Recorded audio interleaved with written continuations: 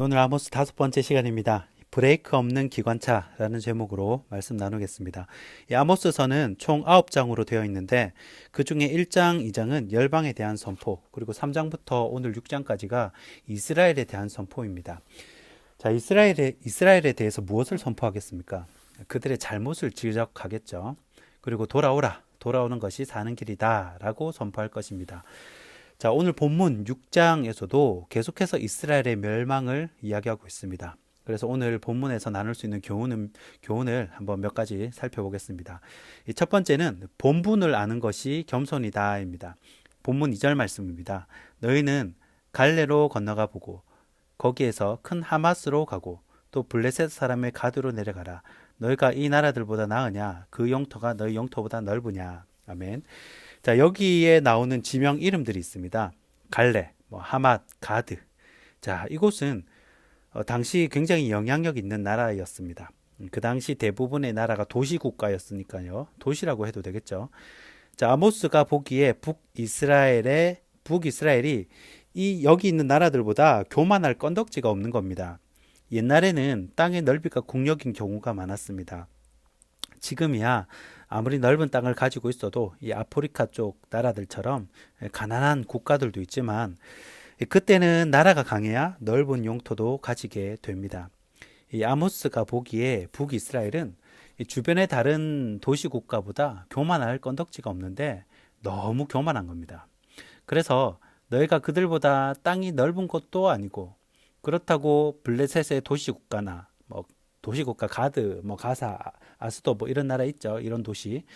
그런 도시국가 가드나 하맛처럼 철기를 만들 수 있는 기술이 있는 것도 아닙니다.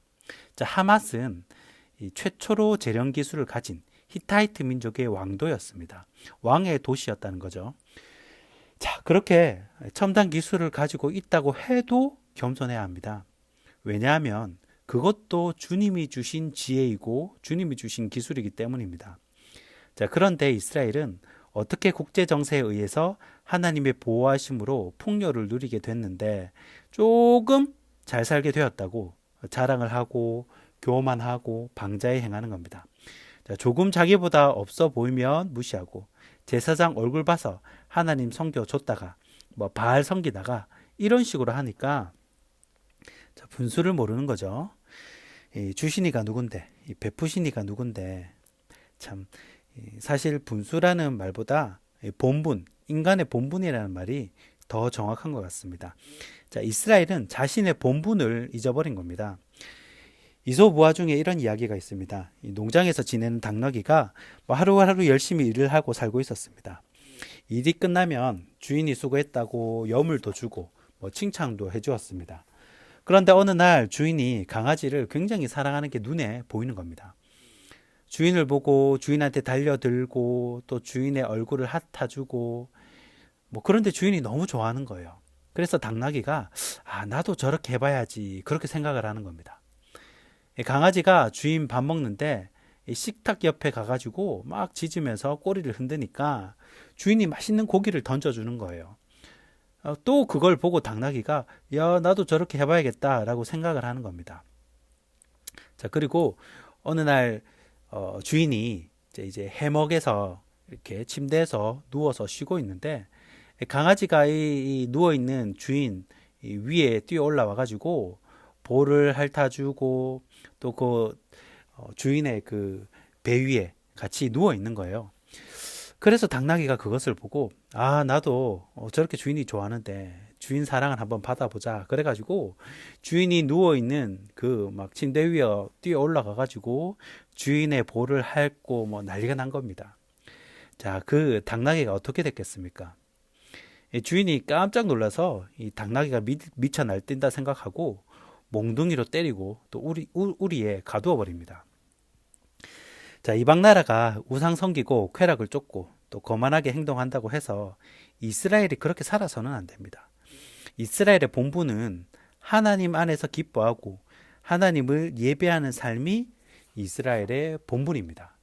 그래서 애굽에서 건져내신 거예요. 나와 다른 인생, 부러워할 것도 없고 내게 주어진 인생, 감사하며 내게 주신 본분을 다하는 것이 은혜의 삶이요 행복한 삶임을 꼭 기억하시길 바랍니다. 자, 두 번째는 무관심도 죄다입니다. 오늘 본문 6절 말씀입니다. 이 대접으로 포도주를 마시며 귀한 기름을 몸에 바르면서 요셉의 환난에 대하여는 근심하지 아니하는 자로다. 아멘. 자, 이 말씀은 두 가지로 해석할 수 있는데, 자, 하나는 이 북이스라엘이 멸망할 때를 생각하지 않고 죄만 계속 짓는다는 겁니다. 그리고 또 다른 하나는 다른 사람의 어려움을 전혀 생각하지 않고 본인만 누린다는 거죠. 자, 후자로 설명을 해보면요. 자, 4절, 5절, 6절 초반까지는 이스라엘이 받은 축복입니다. 이 북왕조가 얼마나 잘 살았는지, 자, 의자며 침대며 이 코끼리 상어로 만든 것을 사용했다는 겁니다. 뭐 코끼리 상어는 지금도 비싸죠. 그리고 어린 양고기, 부드러운 송아지 스테이크를 먹으면서 이 고급 레스토랑 비파 소리에 맞춰서 노래를 부르면서 또 뭐 형편이 되니까 수제 악기도 가지는 거예요. 그리고 포도주가 얼마나 많은지 이 대접으로 이 고급 값비싼 포도주를 벌컥벌컥 마시고 또 귀한 기름, 뭐 지금으로 치면 향수, 명품 향수 정도 되겠죠. 그런 향수를 기름을 몸에 바르는 겁니다. 자, 물론 이렇게 산다고 다 죄가 되는 것은 아닙니다. 하나님이 허락하시면 부귀에 처할 수도 있는 겁니다. 그러나 문제는 자신은 이렇게 살면서 이 요셉의 환난, 남이 힘든 것, 남이 어려운 것은 전혀 돌보지 않는다는 겁니다. 자, 아모스는 자신도 잘 살아봤기 때문에 자신도 부자잖아요.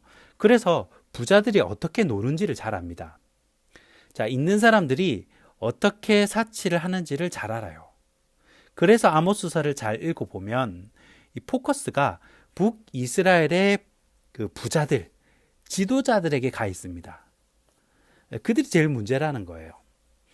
자기들은 그렇게 풍요롭게 살면서 어떻게 같은 지파 사람들인 요셉의 환난에 대해서는 근심하지 않느냐라는 겁니다.